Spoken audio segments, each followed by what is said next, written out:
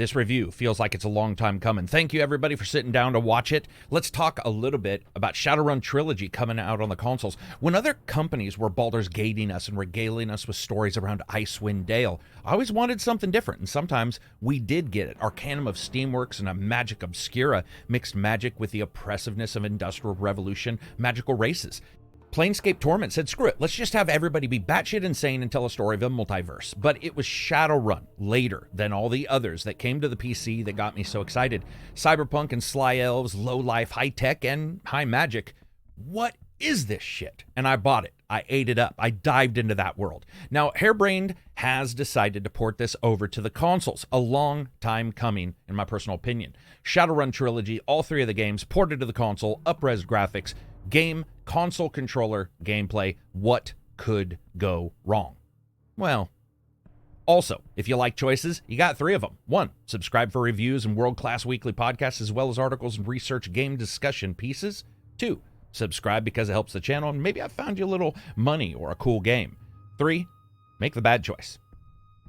We got to discuss this presentation. So Shadowrun games each bring their players to very unique places regardless of the game. The cities of Seattle, Berlin, and Hong Kong respectively here. They're painstakingly painterly in their style, softened a bit than what we've seen in other titles. They really do engage the eye differently than a lot of other games that you might expect. Even the sharp edges of orc faces against the backdrop of neon has a mixed-in painterly look that excels, always allowing the characters and the environments to be combined more so than some other ISO RPGs that we've played. Their polygon counts are still low, even on the console's 4K upscaled versions, but I can't really fault the art styles. The dregs of boat docks with poverty echoing in piles of rickety boards all clacked together with hope and a single friggin' nail to join them.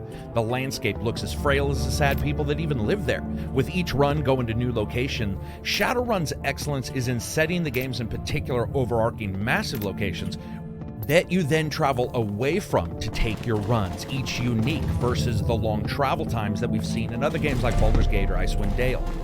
Berlin, it's a grand failure in homogeneity, and the artists do this spectacular job echoing the ideas of the original city's designs with the absolute anarchy that shifts beneath that surface, where you find yourself running into, again and again, the dichotomy of various different races, magic and mayhem in an ancient city. Hong Kong, in the third game, has this player terrassing like a cyborg delivery man, where everything is free if it's not delivered within 10 minutes. You find yourself exploring the city proper, then you go to the heights of the city, and it's still actually not to the top of the city, and you can't escape the shadows of all of the different politics that are there. The art style, the way everything's placed is fantastic. I like that soft oiled look.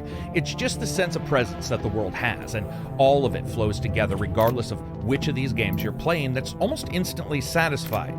I love the mix of the character art as well. Character plops, that's the moment when you talk to somebody and their portrait is shown, echoes all of this with those across the game, some of them practiced and unpracticed experimenters in mixing man, magic, and machine. Sometimes somebody just says, hey man, let's see what would happen if I had a toaster for a face. You may be wondering, man, these cities sound awesome. What about everything else? Well, so here's the issue. When you dive into the world, it looks fine. Battles look okay, but be aware that these games are aging into puberty now and never looked amazing when they actually got released on a technical aspect. Spells and magics look decidedly worn and threadbare, representations that really do show their age. Even the larger spells and the summons, for the most part, look like everybody bought the Walmart knockoff version of Fireball. You know what? The port doesn't go out to try to redo that or fix that, and you got to expect it. The real problem is with the upscaled graphics and performance changes. First, the game has just a tremendous number of performance issues. First, no matter what you can do, you can never really zoom in as much as you want, or strangely enough, even as much as I saw in the trailers, which cut to scenes in discussion and seemed to use a zoom in the trailer that isn't really available no matter what I chose within the actual options. Here, you're still an arm's length away from even the closest character. But what is terrible are the presentation bugs. First, on the Series X, the game would freeze for longer than 5, 10, 15 seconds, randomly in spots with nothing going on, no enemies. This is just walking around. Sometimes when getting into battles, the game will have you playing turn after turn and then freeze for 15 seconds, as if someone somewhere is doing something only to, well, be done. This happens a lot in each game. Worse still is the excellent art style hurts controller movement. And this sounds weird, but bear with me. presentation, the characters, especially the first and third game, getting caught on geometry is completely a regular experience. Trying to navigate some of the docks and some of the busier locations in the game is a mini game in and of itself. It's just a bumper car simulator. The Shadowrun games eschew that half-screen narrative, log-down kind of display that we see when you're picking choices. Situations occur beneath the center of the screen in a lot of RPGs, and choices are driven by statistics that you can see right there. Here it is a side-screen system, and it's noticeably a bit creaky. We see it in Disco Elysium and some other titles, but they do a very good job with font use, a little bit less so here. You may find yourself bouncing around, especially because the game's exact choices for coloring of those fonts for inner monologue and exposition are barely different than the action moments, which can see you reading one line, looking to see what they're referencing on the screen, and then looking back. But because it's not really directly in line with your view, you might find yourself in the middle of a sentence for a second, and it can be a little bit chaotic. And I do have to point this out, nobody's going to say the third game is the most technically proficient of games. That's like arguing a cave painting versus a fucking OLED TV. But it does step it up with a couple cutscenes and better presentation than the original two did, which makes sense on how they were created. It is upscaled, but it's still pretty soft. And even with zoom, like I said, I would love to have gotten a lot closer to these characters. This is all filtered through the lens of what's going on almost 10 years ago. It wasn't a beauty pageant contestant winner then. Its overall look and styling and unique world were what gathered its accolades, and certainly not its technical presentation. That's fine, because the cityscapes, the harbors harboring questionable havoc causers and magic user form, and deep dens of drug using humans have that awesome look to them that I adore. It's just that technically, this game has some issues. I mean, there were times when I was playing the game that I was saying, man, I'm seeing a port that spent less dollars on the port than the total number of titles I was actually playing. How does that impact gameplay, though? Shadowrun games are always turn-based RPGs, telling the story of the Shadowrun universe, half cybernetic future with all the trappings that you would expect there, and half magic gone wild. You have fantasy races, you can expect more of the slightly altered histories and attitudes that maybe give the game a little bit of freshness, but it doesn't exactly turn the world on its side with the fiction it presents for those races. An RPG that has you exploring large cities, talking it up, learning world lore, and facing increasingly dangerous stories, both based around their main narrative, which changes for each game, as well as the consistent side jobs and runs that you will find yourself doing. Shadowrun has always been incredible in its handling of a unique world and flexibility and how it put it all together, and we see that here. You start out each game on a run, a job gone bad with a small group of people, or maybe just one or two, and the major story then beats are handed out from there, and it starts from bad, goes to crap, goes to worse, and that's how the game starts. You pick your archetype, like a decker, a drone, machine operator, magic user, street samurai, and some others. Each one then opens up and lets you put attribute points in a ton of locations. I gotta point out here, I love this version of Shadowrun, and I did since day one.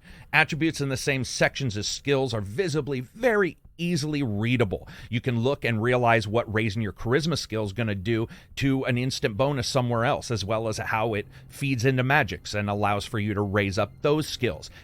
And each of the attributes does this, escalating in prices, matching whatever you want to get. So level 5 for 5, level 6 for 6. Jumping in, you notice right away just how well that readout works. It may take a while to sort of know what attribute impacts what skills, but having it all there on one page is a massive boon. It reminds me a little bit of what we saw in Mass Effect 1, especially in their character generator. I just like the way it reads out. It's very easy to understand. You can also spend karma points, like experience points, whenever you want to by leaping into the side menu anytime in the game. Now, the best part about Shadowrun, and something the games years later have problems with, is the flexibility in handling jobs, and Shadowrun nails it. It's not Deus Ex level 1 level, but it is goddamned close. Not only do you have missions with various ways to handle them, but many steps in them that also have various ways to handle them. And that doesn't even include the different people you may bring with you. Some having 7, 8 different ways to progress if you want to talk to somebody, help somebody in the level, use magic as a diversion, or a drone. For example, one mission is where you need to get into a showroom floor in one of the titles. And the way to do this are fast. You can use drones, you can threaten people, charisma, money, as well as doing a job for somebody nearby who will then also help you in. Seeing 2 or 3 ways to do something that you don't have a high enough skill to do when you are looking at the narrative sections also helps you feel that open-endedness at every turn, and it's quite often. And that's not even getting into the battle system. When things go raw, you set down into a turn-based game that we all expect. Each character has action points that lets them move, fire, heal, use specials, many of which have their own cooldowns, like large group areas of defense skills, raising everybody's ability. You have areas of attack skills, like launching electricity into the guts of 3 hardwired assassins with just one single line of code to kill you. From the first game to the last game, that's one of the strongest parts of Shadowrun. Flanking works, the enemies use an assortment of weapons against you, so spread you guys around, because that grenade-carrying dinner server will launch a grenade into your group, and you can see yourself whittled down to death with the quickness. However, and this is something that you'll notice in the original game as well as this one, sometimes the AI character is just like, man, this pillar looks awesome. Let's do Ring Around the Rosie for 3 minutes. It can happen. It does happen. It's just something that for whatever reason is in the game's AI, and you will notice it popping up from time to time.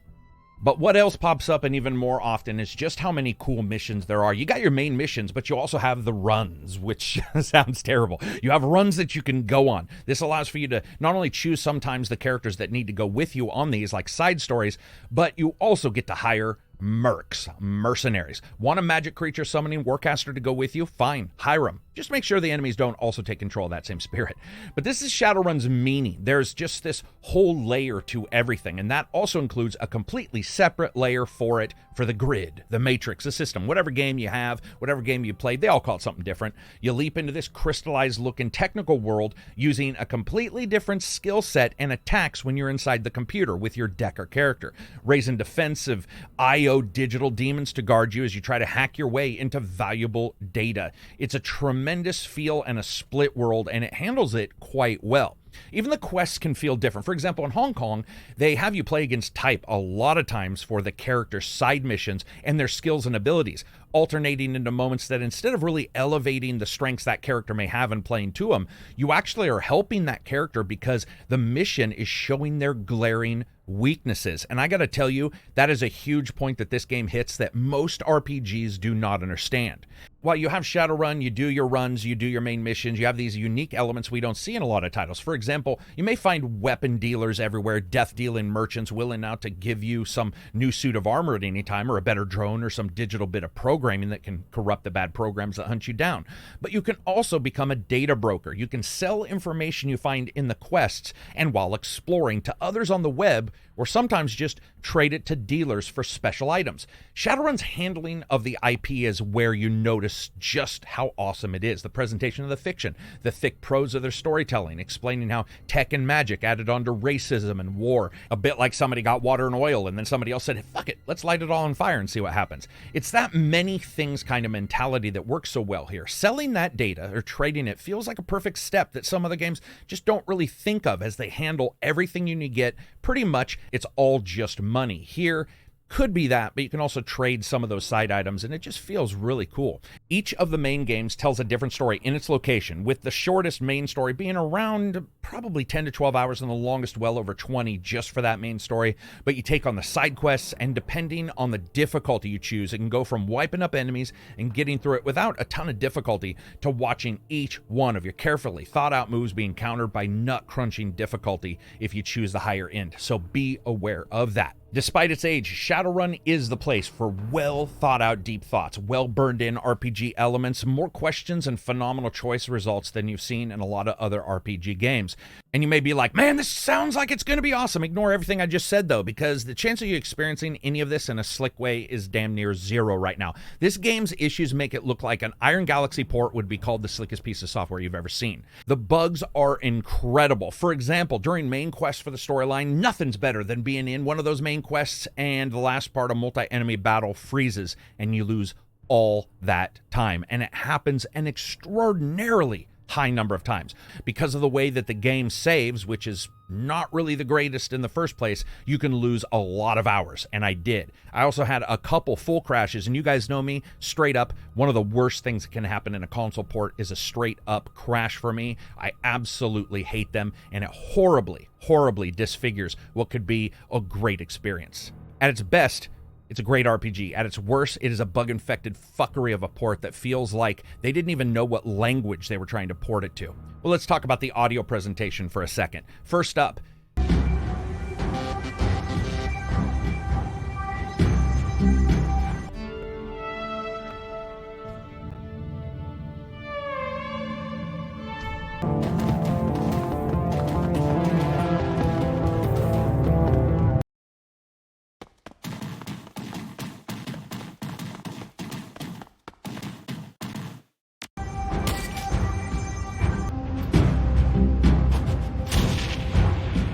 The audio isn't the greatest. Now, this is also a reflection of the ancient days in which this was created, but it is mixed a bit oddly. You will have to go into those settings and adjust it so you can hear anything, because many times the music will start and stop at different times. And when it comes to samples for magic and guns, it's pretty much what you would expect for an older title. This is unfortunate because, once again, we're getting a full console port of this. I would have hoped that they would have cleaned those up a bit, and they didn't.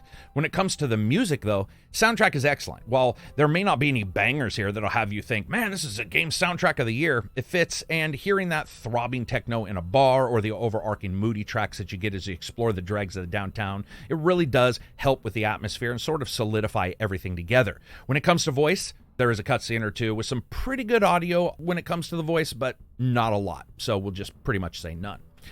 How does all this impact the fun factor? So even with the bugs, Shadowrun's a blast. I like the games originally. I like them now. Pausing in the middle of a battle and crashing will ruin a good deal of the good vibes that you have, especially when you're neck deep, which I was. But the power curve, the twists and turns in the stories, as well as so many different ways to get through those missions, can a lot of times have you loading it back up regardless of the technical problems you have. However, when it comes to the rating, you guys know me, I rate games on a buy, wait for a sale, rent, or never touch it again rating scale. This is definitely a wait for a deep, deep sale. There's a lot of bugs, crashes. In fact, I would say don't get it at all right now and just wait for a patch on the console, but we don't know how they'll patch this and what kind of support they'll get. I'd love for you to subscribe. It helps out the channel. It allows for me to continue to give you guys these. Check out the Patreon, check out the Twitter. Peace out, and if you do get this game, I wish you luck, because there's a lot of awesome there. It's just, wow, getting to it sometimes really difficult.